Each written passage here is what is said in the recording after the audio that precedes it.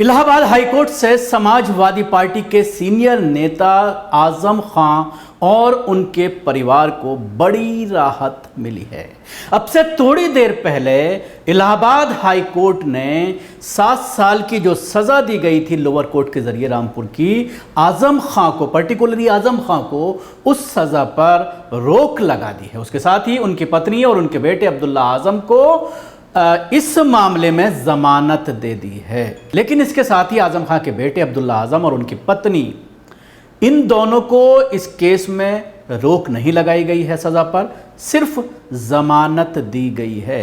इसके साथ ही एक अहम बात यह भी बताना चाहूँगा मैं कि अभी आजम खां जेल से बाहर नहीं आ पाएंगे, ना ही उनके बेटे अब्दुल्ला आजम जेल से बाहर आ पाएंगे। इसके साथ ही उनकी पत्नी बाहर आ जाएंगी। वजह यह है कि पत्नी के ऊपर सिर्फ एक यही मामला था, फर्जी सर्टिफिकेट बनाने का, जन्म पत्र बनाने का, जिसमें 2 जन्म पत्र बनाए गए थे, बर्थ सर्टिफिकेट बनाए गए थे, जिसको लेकर के इन तीनों को, यानी माँ बाप को और जिसका बनाया गया था अब्दुल्ला आजम, इन तीनों को लोअर कोर्ट ने रामपुर की 7 साल की सज़ा सुनाई थी। तो इस मामले में अब्दुल्ला आजम और उनकी वालिदा तंजीम फातिमा यानी आजम खां की पत्नी, इन दोनों की सज़ा ख़त्म नहीं की गई है, लेकिन इस मामले में दोनों को ज़मानत दे दी गई है। तो पत्नी के ऊपर एक केस था, लेकिन इसके साथ ही अब्दुल्ला आजम और आजम खां के ऊपर 2 और मामले हैं। वो कौन से मामले हैं वो भी मैं आपको बताऊंगा, जिसकी वजह से अभी आजम खां या अब्दुल्ला आजम दोनों ही जो है वो जेल से बाहर नहीं आ पाएंगे। यानी एक मामले में ज़मानत हो गई है, 2 मामले अभी भी बाकी हैं जिनमें अभी ज़मानत होना बाकी है। तो कहा जा सकता है कि एक राहत ज़रूर है आजम खां को, क्योंकि सज़ा पर रोक लगा दी गई है और एक बड़ी राहत के तौर पर इसको माना जा रहा है। समाजवादी पार्टी के वरिष्ठ नेता और यूपी के पूर्व कैबिनेट मंत्री आजम खां एंड फैमिली के लिए राहत भरी खबर आई है। इलाहाबाद हाईकोर्ट ने आजम खां को मिली 7 साल की सज़ा पर रोक लगा दी है। हालांकि पत्नी तंजीम फातिमा और उनके बेटे अब्दुल्ला आजम की सज़ाओं पर रोक नहीं लगाई गई है। पत्नी और बेटे की सज़ा पर रोक लगाने वाली अर्जियों को मंजूर ही नहीं किया गया। हालांकि कोर्ट ने आजम खां की पत्नी तंजीम फातिमा और बेटे अब्दुल्ला आजम तीनों को इस मामले में जमानत दे दी। बेटे अब्दुल्ला आजम के 2 बर्थ सर्टिफिकेट बनवाए जाने और उनका दुरुपयोग किए जाने के मामले में मिली 7 साल की सज़ा के खिलाफ याचिकाएं दाखिल की गई थी।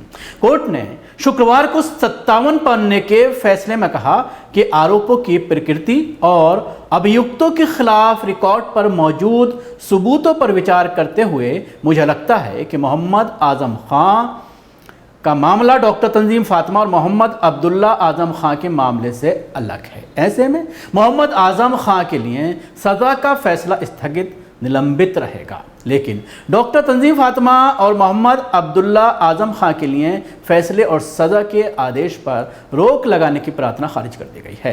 रामपुर की स्पेशल कोर्ट से मिली 7 साल की सज़ा को आजम खां, पत्नी और बेटे ने इलाहाबाद हाई कोर्ट में चुनौती दी थी। इलाहाबाद हाई कोर्ट ने अपने फैसले में आजम खां को राहत दी है, उनकी सज़ा पर रोक लगा दी है और ज़मानत भी दे दी है। पत्नी और बेटे को ज़मानत तो दे दी है, लेकिन सज़ा पर रोक नहीं लगाई गई है। रामपुर की स्पेशल कोर्ट ने 18 अक्टूबर 2023 को तीनों को 7-7 साल की सज़ा सुनाई थी और 50-50 हज़ार रुपये का जुर्माना लगाया था। जस्टिस संजय कुमार सिंह की सिंगल बेंच ने फैसला सुनाया। तीनों याचिकाओं पर सुनवाई पूरी होने के बाद कोर्ट ने 14 मई को अपना जजमेंट रिजर्व कर लिया था। अभी 2 केस बाकी हैं जिनमें आजम खां और अब्दुल्ला आजम को जमानत लेनी है, इसलिए दोनों अभी रिहा नहीं हो सकेंगे। वहीं तंजीम फातिमा जेल से बाहर आ सकेंगी।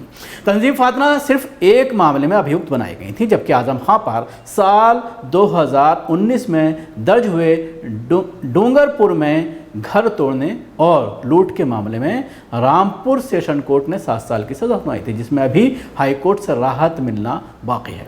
वहीं अब्दुल्ला आजम और आजम खां एक दूसरा मामला रामपुर नगर पालिका की सफाई मशीन जौहर यूनिवर्सिटी में रखने के मामले में दर्ज हुई FIR में रेगुलर बेल रामपुर कोर्ट से खारिज हो चुकी है। इस मामले में भी आजम खां और अब्दुल्ला आजम को हाई कोर्ट से बेल लेनी होगी।